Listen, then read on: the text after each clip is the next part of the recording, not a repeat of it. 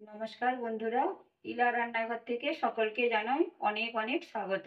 আমার আজকের রেসিপি সবজির নিরামিষ পাতুরি। আমরা অনেক রকমের পাতুরি খেয়েছি। এই পাতুরিটা যদি একবার খান তবে বারবার খেতে ইচ্ছে করবে। সবজি পাতুরি বানানোর জন্য নিয়েছি কলা পাতা, পরিষ্কার করে ধুয়ে রেখেছি। ওগুলোকে আমি এইভাবে কেটে নিয়েছি। আপনারা এর থেকে যদি বড় পাতা নেন তো ভালো হবে। আমি বড় পাতা পাই না, এখানে আমি ছোট ছোট পাতাই নিয়েছি, এইভাবে কেটেছি। এখানে আমি পাতাটাকে একটু নরম করে নেব, নাহলে ভাঁজ করার সময় ফেটে যেতে পারে। একটা আমি কাপড় নিয়েছি, এইভাবে তাওয়াটাকে আমি গরম করেছি, তাওয়াতে করে নিচ্ছি। এইভাবে কিন্তু আমি একটু কাপড় দিয়ে এইভাবে হালকা চেপে চেপে পাতাটাকে নরম করে নেব। নরম যদি না থাকে, যখন ভাঁজ করব ফেটে যাবে পাতাগুলো।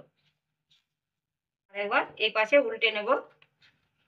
এই দেখুন কি সুন্দর নরম হয়ে যাচ্ছে, কালারটাও কিন্তু চেঞ্জ হয়ে যাচ্ছে পাতার। এটা কিন্তু আমার হয়ে গেল একটা। বাকিগুলো আমি এইভাবে সব তাওয়াতে গরম করে নেব। এখন পাতুরির জন্য মশলা তৈরি করে নেব। এখানে আমি নিয়েছি 1 চামচ সর্ষে, পোস্ত নিয়েছি 1 চামচ, কাজু নিয়েছি আমি 4-5টা, আর নিয়েছি একটু নারকেল। ঝালের জন্য নিয়েছি এখানে আমি 4টে কাঁচা লঙ্কা। এগুলো এখন আমি মিক্সার গ্রাইন্ডারে পিষে নেব। শক্ত করে পিষবো, পাতলা করে পিষবো না। মশলাটা আমি পিষে নিয়েছি, এই দেখুন শক্ত করেই পিষেছি, দেখে বুঝতে পারছেন। এই দেখুন মশলাটা একটা বাটির মধ্যে আমি বার করে নিলাম। এবারে আমি জারটা ধুয়ে একটু সামান্য জল দেবো, বেশি জল দেওয়া কিন্তু এখানে যাবে না। এবার আমি এতে দেবো কালারের জন্য একটু কাশ্মীরি লঙ্কার গুঁড়ো দিলাম। এখানে আমি 1/2 চামচের মতন হলুদ দিলাম, নুন দিলাম, স্বাদ অনুসারে নুনটা দিলাম,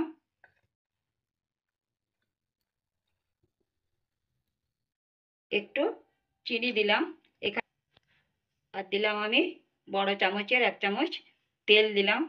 তেল দিলে কিন্তু টেস্টটা কিন্তু খুব ভালো হয়। আর চিনি চিনি দিলে নুন, মিষ্টি, ঝাল পাতুরের কিন্তু খেতে খুব ভালো লাগে।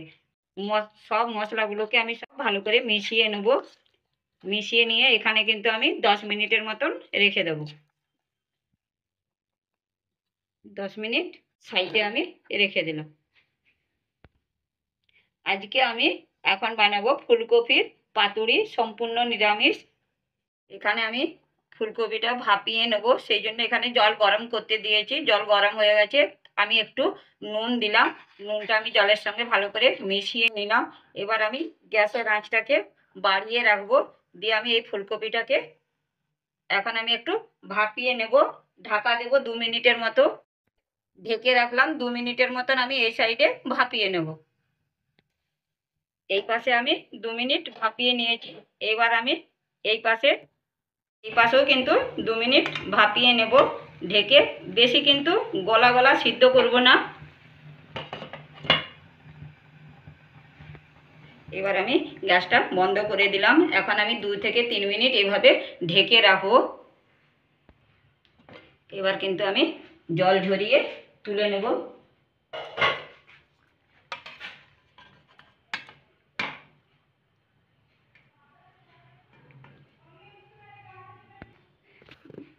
বন্ধুরা, জল ঝরিয়ে তুলে নিয়েছিলাম। একটু আধটু জল ছিল, সেটা আমি কাপড় দিয়ে ভালো করে পুছে নিলাম, যেন জল না থাকে। আমি খুব ভালো করে ঝরিয়ে নিয়েছি, পুছে নিয়েছি। এইবার কিন্তু আমি কেটে নেব। এখানে আমি ছুরি দিয়ে কেটে নিচ্ছি, আপনারা কিন্তু বটি দিয়েও কেটে নিতে পারেন। এইভাবে ঝুরু ঝুরু করে কেটে নেবো। এই দেখুন, কিন্তু একবারে কিন্তু মিহি করে কাটবো না। বন্ধুরা, ভাপিয়ে নিয়েছিলাম, ছুরি দিয়ে কাটতে এই দেখুন কেটে যাচ্ছে, অসুবিধা কিছু নেই। দেখুন এইভাবে কিন্তু কেটে নেবো। যেগুলো একটু বড় বড় করে কাটা হয়ে গেছে সেগুলো আবার ছুরি দিয়ে এভাবে এভাবে একটু করে কেটে নেবো। একবারে মিহি করব না, এগুলা কিন্তু একটু গোটা গোটা থাকলে মুখে যখন পড়বে খেতে কিন্তু খুব ভালো লাগবে পাতুরিটা।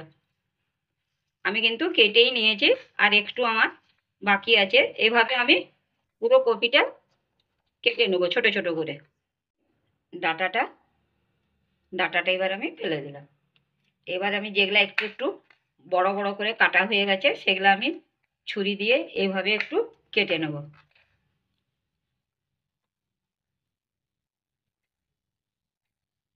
এবার কিন্তু আমি মশলার সাথে ফুলকপিটা ঢেলে দিলাম, একসাথে কিন্তু আমি এবার মেখে নেব, ভালো করে মিশিয়ে নেব মশলার সাথে। বন্ধুরা, এটা যদি নিরামিষ দিনে বা এমনিতে, এখন তো শীতের সময় প্রচুর বাজারে ফুলকপি উঠেছে, এখন আমরা যদি এইভাবে ফুলকপির পাতুরি বানাই বন্ধুরা, খেতে কিন্তু দারুণ হয়। গরম ভাতের সাথে তো খুব ভালো লাগে। এইভাবে ভালো করে আমি 1 থেকে 2 মিনিটের মতন ফুলকপির সাথে মশলাগুলোকে খুব ভালো করে মিশিয়ে নেব। ফুলকপিটা মশলার সাথে খুব ভালো করে মিশিয়ে নিয়েছি। এবার আমি এখানে একটা ছোট্ট টমেটো নিয়েছি, এইভাবে কেটে নিয়েছি। টমেটোর বিচিগুলো কিন্তু আমি এখানে দিচ্ছি না, কারণ বিচি দিলে পাতলা হয়ে যেতে পারে এবং জলও কাটবে। মিশিয়ে নেব টমেটোটা।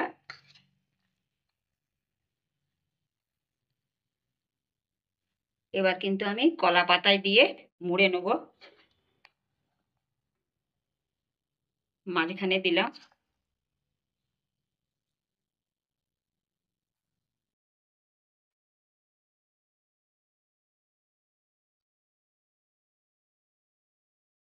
এখানে আমি দেব কাঁচা লঙ্কাটাকে আমি চিড়ে নিয়েছি,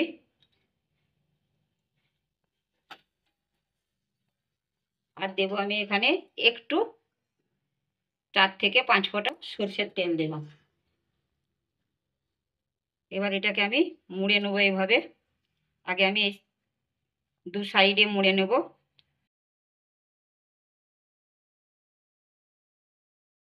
এই দেখুন বন্ধুরা, কি সুন্দর করে মোড়া হয়ে গেল। এবার কিন্তু আমি সুতো দিয়ে বেঁধে দেবো। এখানে আমি সুতো নিয়েছি, এটাকে আমি হাতে হাতে নিলাম। হাতে নিয়ে এইভাবে এই পাশে আমি 2বার ঘুরিয়ে নেব।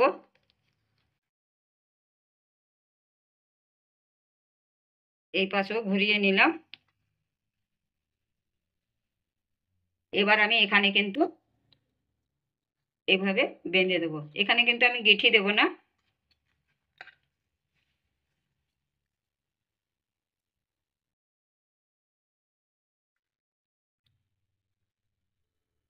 এভাবে কিন্তু হাঁচকি লাগিয়ে দিলাম। এভাবে হওয়ার পরে এভাবে টেনে দিলে কিন্তু খুলে যাবে। এইভাবে আমি বাকিগুলো কিন্তু তৈরি করে নেব। সবগুলো আমি পাতায় ভাঁজ করে নিয়েছি বন্ধুরা। এবার আমি পাতুরিগুলো ভেজে নেব। তার জন্য এখানে একটা আমি প্যান বসিয়ে নিয়েছি। এবার আমি এতে সরষের তেল দিলাম। সরষের তেলে কিন্তু পাতুরিগুলো ভাজলে খেতে কিন্তু ভালো লাগে। এখানে আমি 2 চামচের মতন তেল নিয়েছি। তেলটাকে আমি একটু গরম করে নেব। তেলটা গরম হয়ে গেছে, এবার আমি পাতুরিগুলো দেব। এখানে কিন্তু আমি গ্যাসের আঁচটা কমিয়ে ভাজতে হবে। সবগুলো কিন্তু আমি একসাথেই দিয়ে দেবো। এবার আমি 3 থেকে 4 মিনিটের মতন ঢেকে রাখলাম। গ্যাসের আঁচটা কমিয়ে কমিয়ে রেখেছি।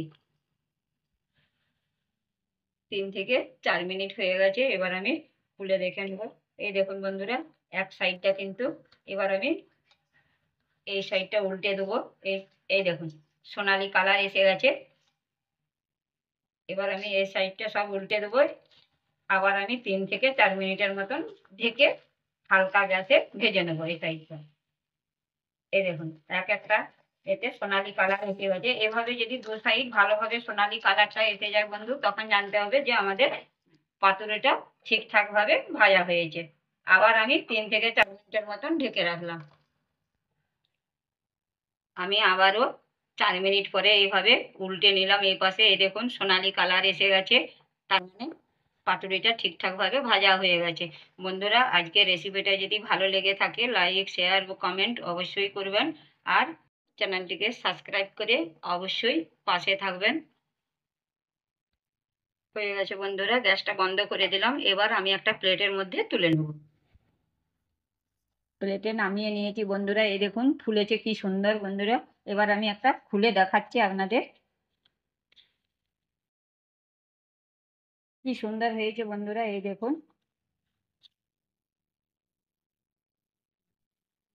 এই দেখুন বন্ধুরা, এটা কিন্তু গরম ভাতের সাথে খেতে দারুণ লাগবে বন্ধুরা, গন্ধটাও খুব সুন্দর বেরিয়েছে। আপনারা কিন্তু অবশ্যই বাড়িতে বানাবেন। আজ এই পর্যন্তই, ধন্যবাদ।